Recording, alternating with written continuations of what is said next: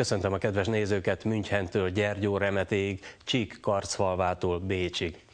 Gyerekkori olvasmányaimból úgy emlékszem, hogy az emberi nem történetének első népfelkelése Egyiptomban tört ki, mégpedig a lakosság mérhetetlen eladósodása miatt. A föllázadt adósok megrohanták az akkori hitelintézeteket, adóhivatalokat, és első dolguk volt, hogy elégették az adós leveleket, hitelszerződéseket. Akkoriban a piramisok árnyékában még így igyekezett megszabadulni a nép az adós rabszolgaságtól, a kamatfogságtól.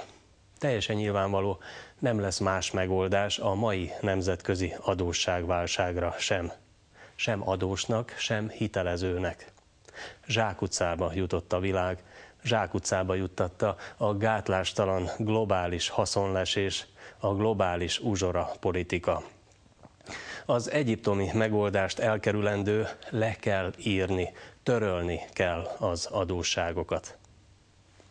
Előfordult már ez. Például a gengszterváltások idején Lengyelország rettenetes adósságát leírta az euró-antanti atlanti világ.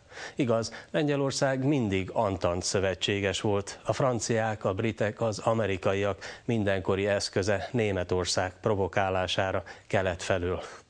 A mi gengszterváltóink viszont úgy döntöttek, mert azt mondták nekik euró-antanti atlanti körökből, hogy úgy döntsenek, nem kérjük adósságunk leírását.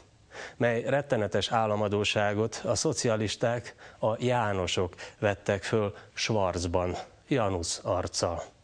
Ajaj, fekete vonat, az aranyvonat után. Igaz, mi Lengyelországgal ellentétben mindig az Antant által megszállt állam voltunk, vagyunk, területünk egy részét ma is az Antant birtokolja, másik részét pedig a változatosság kedvéért az Antant. Mi lett volna, ha mi is megszabadulunk államadósságunktól? Ezt azért a nyugat nem engedhette, hiszen adós rabszolgaságunk, kamatfogságunk a záloga megszállásunknak, örök rabságunknak. Mert gürcölhetünk mi bármennyit, sosem fizethetjük vissza adósságunkat. Ha képesek lennénk rá, akkor sem engednék, ha akarnánk, akkor sem engednék, hogy visszafizessük. Csak nőhet az adósságunk, csökkenni soha. Mert ha megszabadulnánk adós rabszolgaságunktól, ez globális függőségünkön és euró-antanti, atlanti megszállásunkon enyhítene.